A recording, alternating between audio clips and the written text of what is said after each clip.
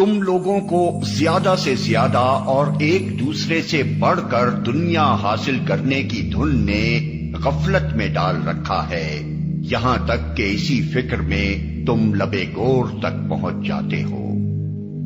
غفلت میں ڈال رکھا ہے، اصل میں الہاکم التکاثر فرمایا گیا ہے، جس کے معنی میں اتنی وسعت ہے کہ ایک پوری عبارت میں بمشکل اس کو ادا کیا جا سکتا ہے۔ الہاکم لفظ سے ہے جس کے اصل معنی غفلت کے ہیں، لیکن عربی زبان میں یہ لفظ ہر اس شغل کے لیے بولا جاتا ہے جس سے آدمی کی دلچسپی اتنی بڑھ جائے کہ وہ اس میں منہمک ہو کر دوسری اہم تر چیزوں سے غافل ہو جائے۔ اس مادے سے جب الہاکم کا لفظ بولا جائے گا تو اس کا مطلب یہ ہوگا کہ کسی لہو نے تم کو اپنے اندر ایسا مشغول کر لیا ہے کہ تمہیں کسی اور چیز کا جو اس سے اہم تر ہے ہوش باقی نہیں رہا ہے، اسی کی دھن تم پر سوار ہے، اسی کی فکر میں تم لگے ہوئے ہو، اور اس انہماک نے تم کو بالکل غافل کر دیا ہے۔ تکاثر کثرت سے ہے اور اس کے 3 معنی ہیں۔ ایک یہ کہ آدمی زیادہ سے زیادہ کثرت حاصل کرنے کی کوشش کرے، دوسرے یہ کہ لوگ کثرت کے حصول میں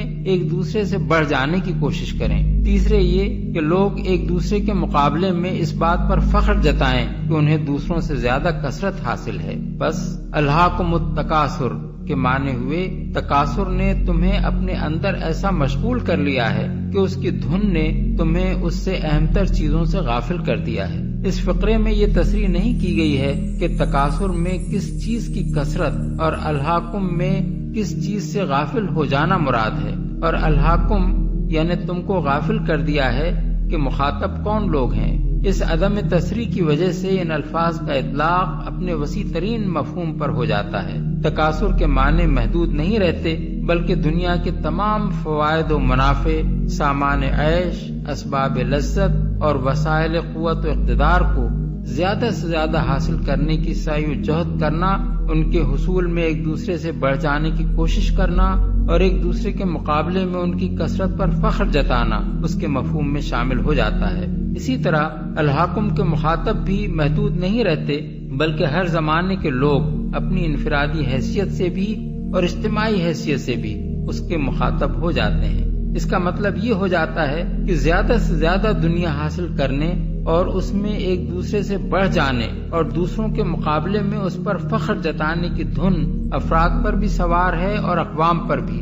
اسی طرح الہاکم التکاثر میں چونکہ اس امر کی صراحت نہیں کی گئی کہ تکاثر نے لوگوں کو اپنے اندر منہمک کر کے کس چیز سے غافل کر دیا ہے، اس لیے اس کے مفہوم میں بھی بڑی وسعت پیدا ہو گئی ہے۔ اس کے معنی یہ ہیں کہ لوگوں کو اس تکاثر کی دھن نے ہر اس چیز سے غافل کر دیا ہے جو اس کی بنسبت اہم تر ہے۔ وہ خدا سے غافل ہو گئے ہیں، عاقبت سے غافل ہو گئے ہیں، اخلاقی حدود اور اخلاقی ذمہ داریوں سے غافل ہو گئے ہیں، حقداروں کے حقوق اور ان کی ادائیگی کے معاملے میں اپنے فرائض سے غافل ہو گئے ہیں۔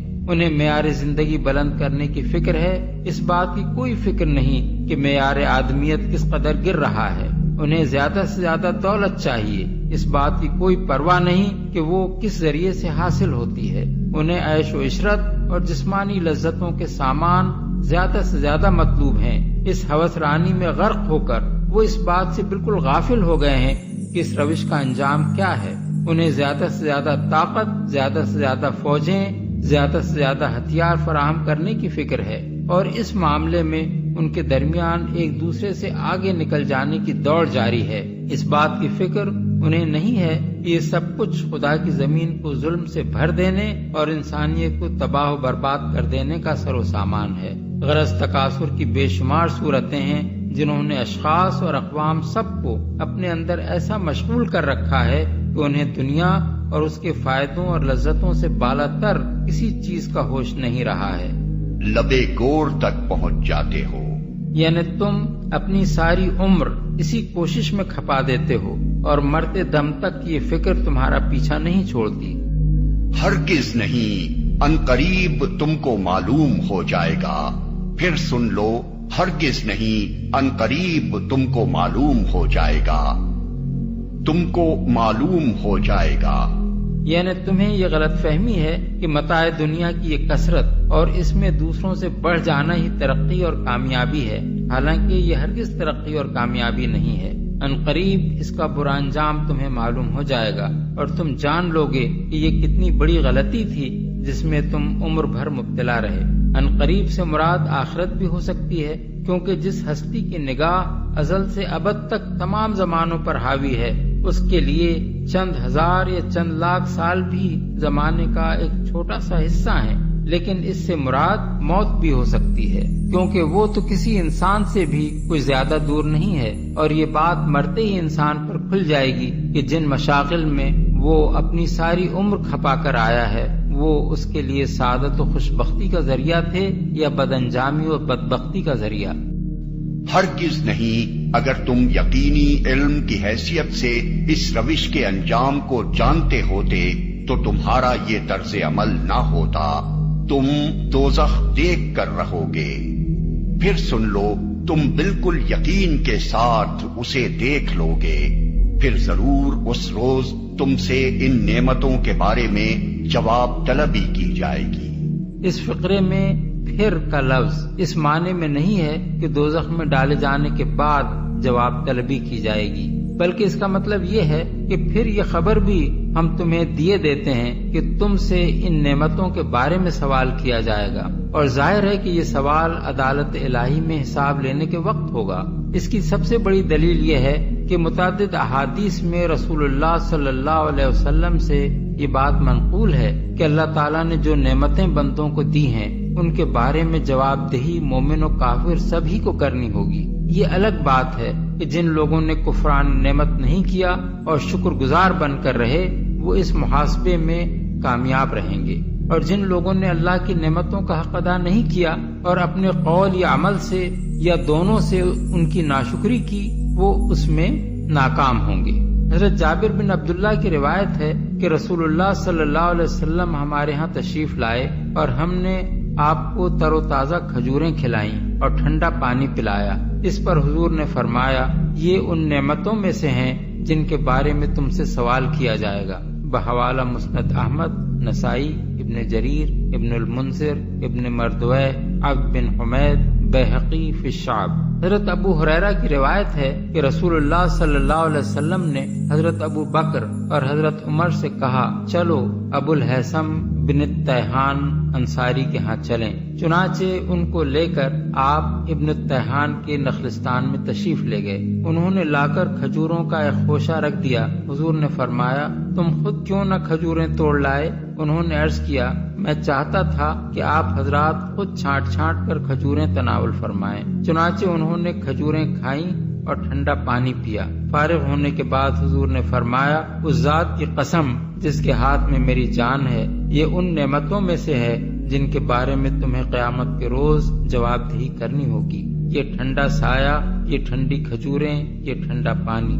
اس قصے کو مختلف طریقوں سے مسلم، ابن ماجہ، ابو داؤد، ترمذی، نسائی، ابن جریر اور ابو یعلا وغیرہ نے حضرت ابو ہریرہ سے نقل کیا ہے، جن میں سے بعض میں ان انصاری بزرگ کا نام لیا گیا ہے اور بعض میں صرف انصار میں سے ایک شخص کہا گیا ہے۔ اس قصے کو مختلف طریقوں سے متعدد تفصیلات کے ساتھ ابن ابی حاتم نے حضرت عمر سے اور امام احمد نے ابو عصید رسول اللہ صلی اللہ علیہ وسلم کے آزاد کردہ غلام سے نقل کیا ہے۔ ابن حبان اور ابن مردوہ نے حضرت عبداللہ بن عباس سے ایک روایت نقل کی ہے جس سے معلوم ہوتا ہے کہ قریب قریب اسی طرح کا واقعہ حضرت ابو ایوب انصاری کے ہاں پیش آیا تھا۔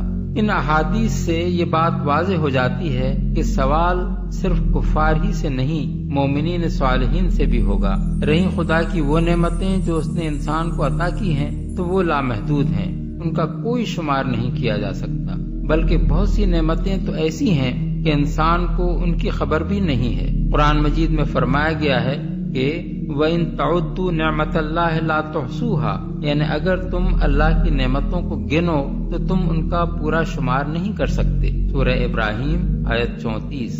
ان نعمتوں میں سے بے حد و حساب نعمتیں تو وہ ہیں جو اللہ تعالیٰ نے براہ راست انسان کو عطا کی ہیں، اور بکثرت نعمتیں وہ ہیں جو انسان کو اس کے اپنے کسب کے ذریعے سے دی جاتی ہیں۔ انسان کے کسب سے حاصل ہونے والی نعمتوں کے متعلق اس کو جواب دہی کرنی پڑے گی کہ اس نے ان کو کن طریقوں سے حاصل کیا اور کن راستوں میں خرچ کیا۔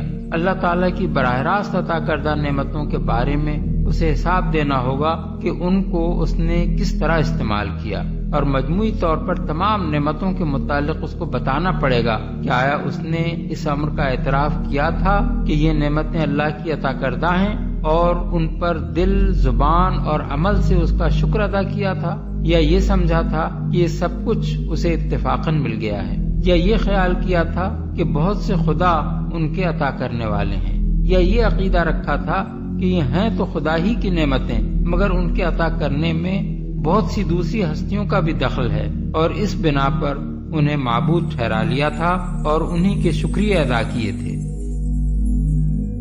الہاکم التکاثر، تمہیں غافل کیے رکھتی ہے بہتات کی طلب، اور چاہے اتنا مال ہے، اتنی دولت ہے کہ 10 نسلوں کے لیے کافی ہو جائے، لیکن یہ کہ انسان کی طبیعت اس سے بڑھتی نہیں، اور چاہے بڑے میاں کی ٹانگیں قبر میں لٹکی نظر آ رہی ہو دنیا کو، لیکن وہ دولت کی حرص ختم نہیں ہوتی۔ الہاکم التکاثر، تمہیں یہ کثرت اور یہ غافل کیے رکھتی ہے، حتی زرتم المقابر، یہاں تک کہ تم قبروں تک پہنچ جاتے ہو، اس وقت تک یہ بات ختم نہیں ہوتی۔ یعنی یہ حوث جو ہے انسان میں، دولت کی لالچ اور دولت کی محبت، اس کو بھرتی ہے تو قبر کی مٹی سے وہ بھری جاتی ہے، کسی اور مقدار سے دنیا میں یہ حوث نہیں بھرتی۔ اور یہ سورہ حدید کی وہ آیت یاد کر لیجئے، اعلموا انما الحیات الدنیا لعب ولہو وزینۃ وتفاخر بینکم وتکاثر فی الاموال والاولاد، وہ آخری سٹیج ہے انسانی زندگی کی، اور یہ ختم، موت تک ختم نہیں ہوتی۔ کلا سوف تعلمون، کوئی نہیں، اس وقت تمہیں معلوم ہو جائے گا، حقیقت کھل جائے گی۔ ثم کلا سوف تعلمون، پھر کوئی بات نہیں، ابھی تم رہو اس غفلت میں، اس بدہوشی میں رہو، کوئی بات نہیں۔ ثم کلا سوف تعلمون، حقیقت ایک دن آئے گا کہ وہ برہن ہو کر سامنے آ جائے گی۔ جیسے سورہ جمعہ میں پڑھا تھا ہم نے کہ نبی سے کہہ دیجئے کہ اگر تم موت سے بھاگ رہے ہو تو موت خود آ کر تم سے ملاقات کر لے گی، تم چاہے نہ بھی چاہو وہ تو آ جائے گی، تو وہ حقائق تم پر آپشن ہو جائیں گے۔ یہ بالکل ایسے ہی ہے جیسے کہ آخری پارے کی پہلی سورت، عما یتساءلون عن النبأ العظیم الذی هم فیہ مختلفون کلا سیعلمون ثم کلا سیعلمون کلا لو تعلمون علم الیقین، کوئی نہیں، کاش کہ تم جان جاتے یقین والا علم، یہ یقینی علم ہے، کاش کہ ہو جاتا۔ اب اس پر جو ہے ہمارے بعض حکماء نے علم الیقین، عین الیقین اور حق الیقین کے 3 درجے قائم کیے۔ علم الیقین، آپ نے کہیں دیکھا دھواں ہے، آپ نے کہا آگ لگی ہے، حالانکہ آپ نے آگ دیکھی نہیں ہے، کسی دلیل سے، استدلال سے آپ نے انفر کیا ہے کہ آگ نکلی، یہ علم الیقین ہے۔ عین الیقین، آپ نے جا کر دیکھ لیا آنکھ سے کہ آگ لگی ہوئی ہے، اب یہ اور یقین پختہ ہو گیا۔ لیکن ایک ہو سکتا ہے پتہ نہیں یہ آگ ہے یا آگ کی شکل ہے۔ آج کل بہت سے وہ ایسے بنے ہوتے ہیں ہیٹرز کہ جو گھر میں جا کر یہ معلوم ہوتا دیکھتے ہوئے انگارے رکھے ہیں، کچھ بھی نہیں ہوا، تو اصل میں تو لائٹ کہیں اور، وہ جو حرارت آ رہی ہے وہ تاروں میں سے آ رہی ہے، وہ دہتے انگارے جو نظر آ رہے ہیں وہ ہرگز ہے ہی نہیں، آگ ہے ہی نہیں، آگ کی شکل ہے۔ لیکن اگر کہیں آپ نے انگلی بھی جا کر دے دی اور وہ جب جلی ہے تو اب حق الیقین حاصل ہو گیا کہ ہاں یہ آگ ہی ہے، اس لیے کہ اس کا تجربہ آپ کو خود حاصل ہو گیا۔ تو یہ ہے کلا لو تعلمون علم الیقین، کاش کہ تمہیں اس دنیا میں رہتے ہوئے علم الیقین ہی حاصل ہو جائے۔ لترون الجحیم، پھر تمہیں اس جہنم کو دیکھنا ہے، ثم لترونها عین الیقین، پھر عین الیقین کے ساتھ اس کے دھوکے ہوں گے۔ ثم لتسألن یومئذ عن النعیم، پھر اس دن تم سے سوال کیا جائے گا، پوچھا جائے گا کیا کیا نعمتیں ہم نے تمہیں دی تھی اور تم نے وہاں کیا کیا ہے۔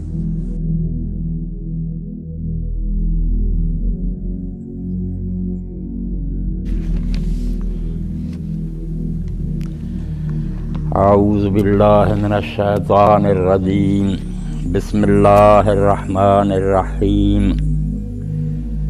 الہاکم التکاثر حتی زرتم المقابر کلا سوف تعلمون ثم کلا سوف تعلمون کلا لو تعلمون علم الیقین لترون الجحیم ثم لترونها عین الیقین ثم لتسألن يومئذ عن النعيم۔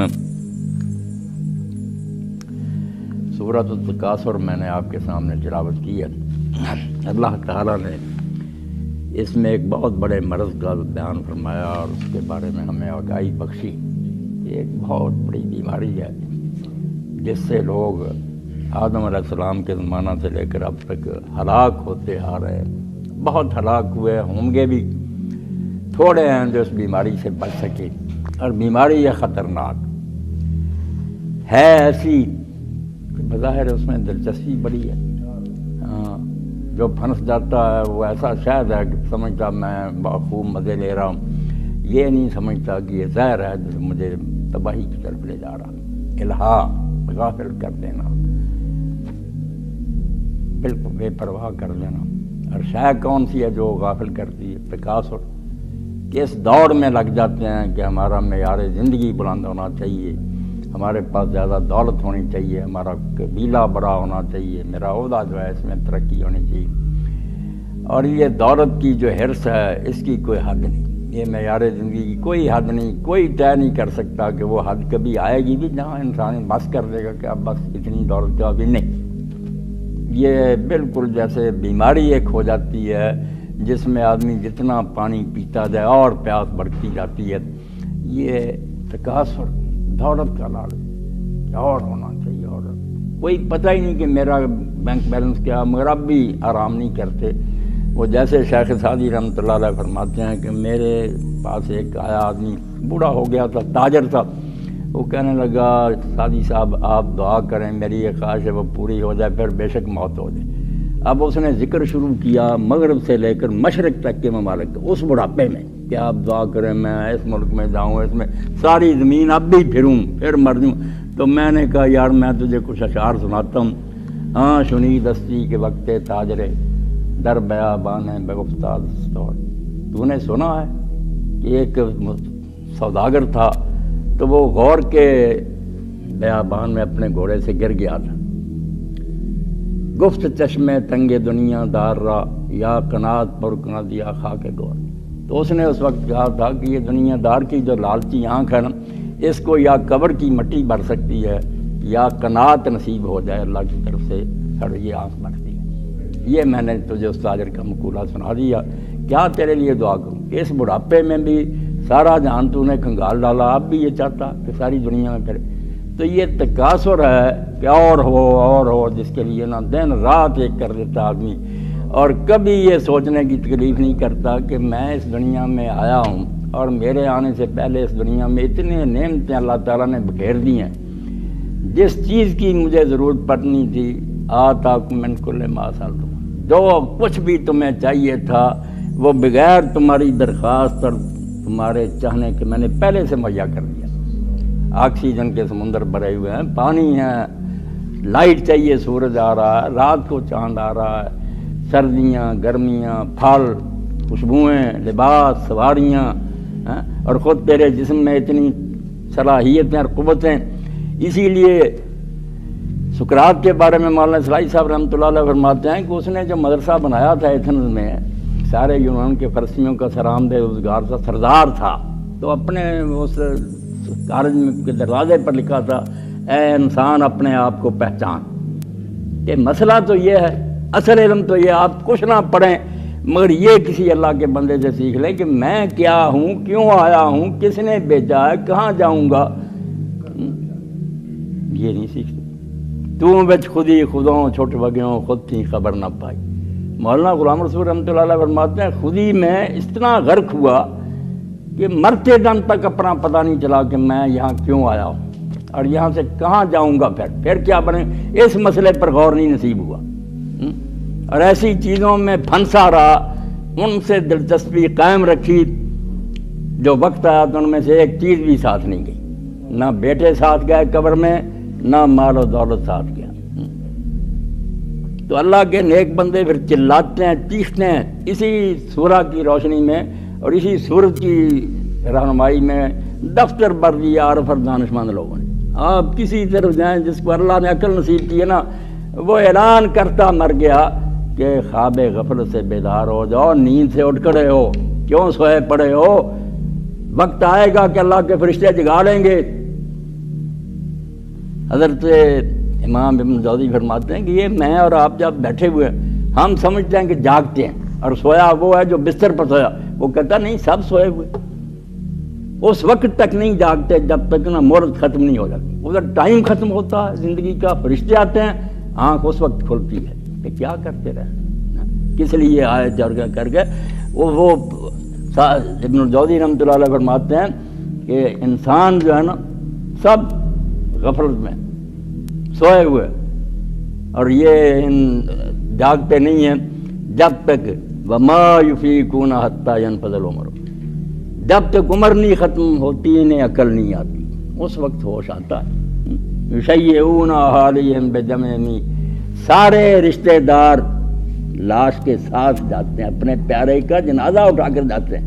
وَيَنْظُرُونَ إِلَىٰ مَا فِيهِ قَدْ كُبِرُوا، اسی لیے اللہ نے کہا کہ حتیٰ زرتم القبر، قبروں تک میں پہنچ گئے تم مگر تمہیں ہوش نہ آئی۔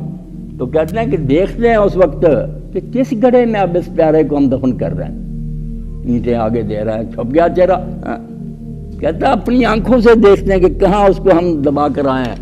وَيَرْجِعُونَ إِلَىٰ حَبَالِ غَفْلَةٍ، مگر پھر واپس آ کر انہیں غفلت کے دندوں میں لگ جاتے ہیں، وہی چکر پھر چل پڑتا ہے۔ کوئی کاننا مارا شیم ولا نظر، ایسا معلوم ہوتا ہے کہ ان لوگوں نے کسی کو نہ مرتے دیکھا ہے، نہ جنازہ لے کر گئے ہیں، نہ دفن ہوتے دیکھا، کوئی منظر ان کے سامنے سے نہیں گزرا، ذرا عبرت نہیں پکڑی، کوئی نصیحت نہیں پکڑی۔ اس لیے اللہ کہتا ہے کہ اے بدبخت انسانوں، یہ بہتات کی جو ہے خواہش کہ اور ہو جائے، ہمیں دولت مل جائے، اس نے تمہیں سلائے رکھا، غافل کیے رکھا، حتیٰ کہ تم قبروں میں چلے گئے، دفن ہو گئے، تمہاری نیند نہ ختم ہو جائے۔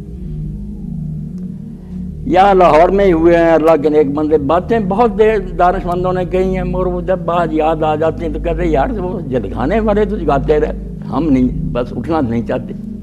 تو صوفی ہدایت اللہ لاہوری تھے، ان کی سی عرفیاں تھی، سی عرفیاں اب چھوڑ ہی گئے لوگ، الف با تا سا سے شروع ہوتے تھے، 4 مصرے۔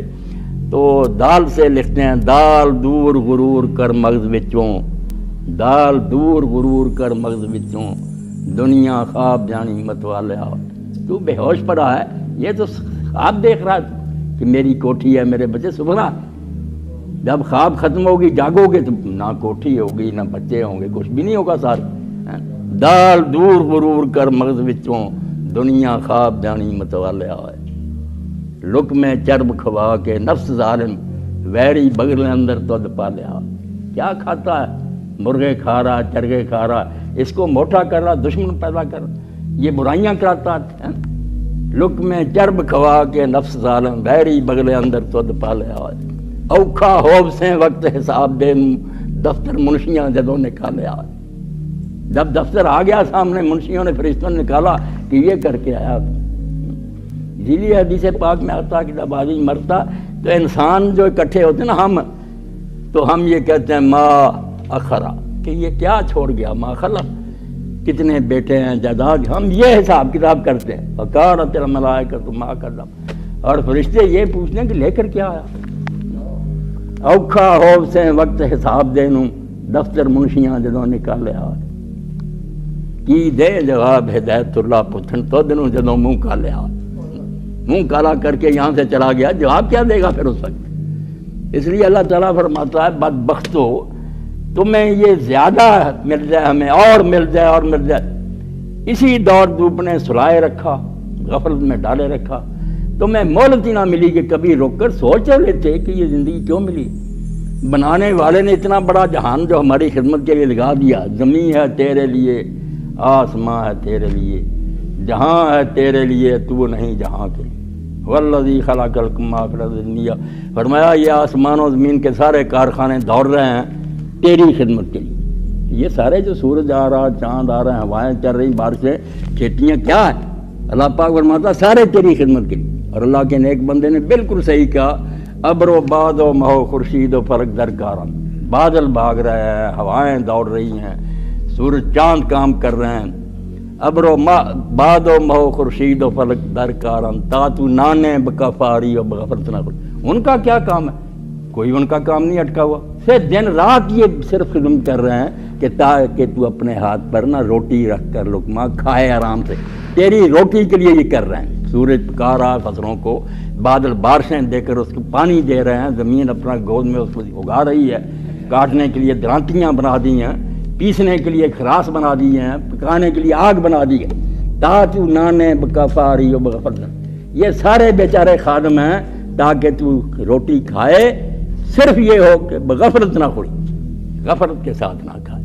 فَلْيَنظُرِ الْإِنسَانُ إِلَىٰ طَعَامِهِ، اللہ قرآن میں کہتا اپنے کھانے کی طرف کبھی دیکھا بھی ہے کہ یہ جو سامنے پڑا ہے، سالن بنا ہوا ہے، روٹیاں ہیں، یہ حلوے ہیں، یہ سارا بندوبست جو ہے، اور میرے ہاتھ ہیں، پھر میں دانت ہیں، پیسنے کے لیے آگے نالیاں جا رہی، لیدے ہیں، جگر ہیں، پھالتو ایک طرف نکل رہا، کیا ہو رہا ہے؟ بغفلت نہ کھائے، بے شک کھائے، اللہ کہتا تیرے لیے، مگر غفلت سے نہ کھا، یہ ہم بحرت سرگشتہ فرما بردار، یہ سارے بیچارے تیرے لیے آوارہ پھر رہے ہیں اور ہر وقت اللہ کا حکم مان رہے ہیں، زمین و آسمان، شرط انصاف نہ باشد کہ تو فرمانا بڑی۔